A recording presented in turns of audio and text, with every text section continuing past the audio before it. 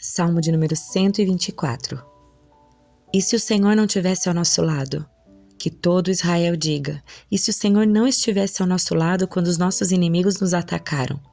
Eles nos teriam engolido vivos com sua ira ardente contra nós. As águas nos teriam encoberto, a correnteza nos teria afogado. Sim, as águas violentas da sua fúria nos teriam afogado. Louvado seja o Senhor que não permitiu que nos despedaçassem com seus dentes. Escapamos como um pássaro que foge da armadilha do caçador. A armadilha se quebrou e estamos livres. Nosso socorro vem do Senhor, que fez o céu e a terra. Isaías capítulo 40. Consolem, consolem meu povo, diz o Senhor. Falem com carinho a Jerusalém. Digam-lhe que seus dias de luta acabaram e que seus pecados foram perdoados. Sim, o Senhor a castigou em dobro por todos os seus pecados. Ouçam, uma voz clama, abram o caminho no deserto para o Senhor, preparem para o nosso Deus uma estrada reta na terra desolada. Aterrem os vales, nivelem os montes e as colinas, endireitem as curvas, tornem planos os trechos acidentados. Então a glória do Senhor será revelada e todos a verão. O Senhor falou, uma voz disse, clame. Eu perguntei, o que devo clamar? Anuncie que os seres humanos são como o capim, sua beleza passa depressa como as flores do campo. O capim seca e as flores murcham quando o Senhor sopra sobre elas. O mesmo acontece aos seres humanos. O capim seca e as flores murcham, mas a palavra de nosso Deus permanece para sempre. Ó Sião, mensageiro de boas notícias, grite do alto dos montes. Grite mais forte, ó Jerusalém, grite sem medo. Diga às cidades de Judá, seu Deus está chegando. Sim, o Senhor soberano vem com poder, com braço forte governará. Vejam, ele traz consigo sua recompensa. Como pastor, ele alimentará seu rebanho. Levará os cordeirinhos nos braços e os carregará junto ao coração. Conduzirá eternamente as ovelhas com suas crias. Quem mais segurou os oceanos nas mãos? Quem mediu os céus com os dedos? Quem mais sabe o peso da terra ou pesou na balança os montes e as colinas? Quem pode orientar o Espírito do Senhor? Quem sabe o suficiente para aconselhá-lo ou instruí-lo? Acaso o Senhor já precisou do conselho de alguém? Necessita que o instruam a respeito do que é bom?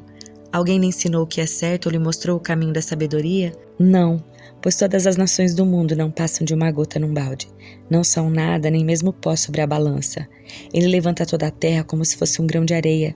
Nem toda a madeira nos bosques dos Líbanos, nem todos os animais seriam suficientes para um holocausto digno do nosso Deus. As nações do mundo não têm valor para ele. Aos seus olhos valem menos que nada. São apenas vazio.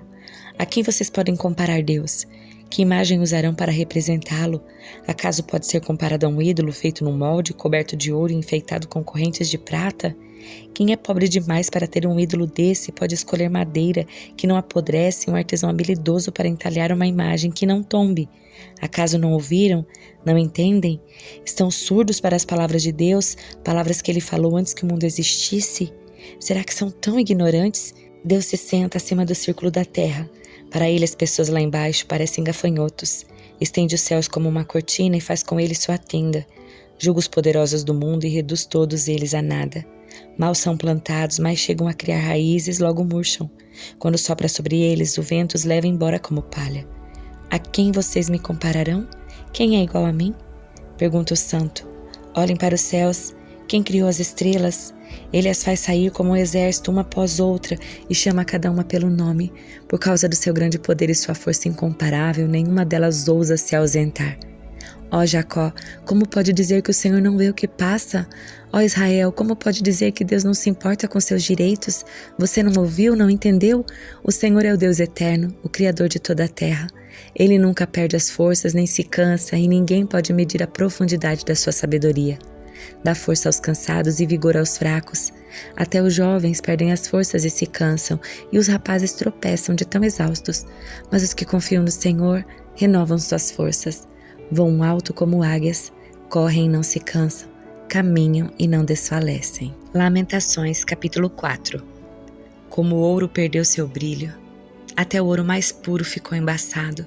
As pedras sagradas estão espalhadas pelas ruas. Vejam como os filhos de Sião, que valem seu peso em ouro puro, são tratados como vasos de barro feitos por um olheiro qualquer. Até os chacais amamentam seus filhotes, mas meu povo não age assim. Como as avestruzes no deserto, ignora cruelmente o clamor dos seus filhos. A língua seca dos bebês gruda no céu da boca por causa da sua sede. As crianças imploram por um pedaço de pão, mas ninguém as atende. Os que antes comiam as comidas mais finas agora morrem de fome nas ruas.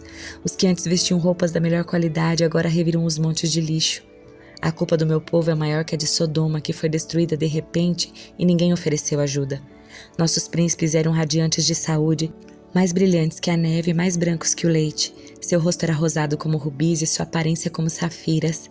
Agora, porém, seu rosto está mais escuro que fuligem. Ninguém os reconhece nas ruas. Sua pele está pegada aos ossos, seca como a madeira. Os que morreram pela espada foram mais felizes que os que morreram da inanição. Famintos definham por falta de alimento dos campos. Mulheres de bom coração cozinharam os próprios filhos. Elas os comeram para sobreviver ao cerco. Agora, porém, a ira do Senhor está satisfeita. Sua ira ardente foi derramada. Em Sião ele acendeu um fogo que queimou a cidade até seus alicerces. Nenhum rei em toda a terra, ninguém no mundo inteiro poderia imaginar que o inimigo entraria pelas portas de Jerusalém. Mas foi o que aconteceu por causa do pecado dos seus profetas e da maldade dos seus sacerdotes que profanaram a cidade ao derramar sangue inocente. Andavam sem destino pelas ruas como cegos, tão contaminados de sangue que ninguém se atrevia a tocar neles. Afastem-se, gritavam para eles. Estão contaminados, não toquem em nós. Fugiram para terras distantes e andaram sem rumo entre as nações, mas nenhuma permitiu que ficassem. O Senhor em sua ira os espalhou e deixou de ajudá-los. Ninguém mais respeita os sacerdotes nem honra os líderes. Esperamos em vão que nossos aliados viessem nos socorrer. Buscamos a ajuda de nações incapazes de nos livrar.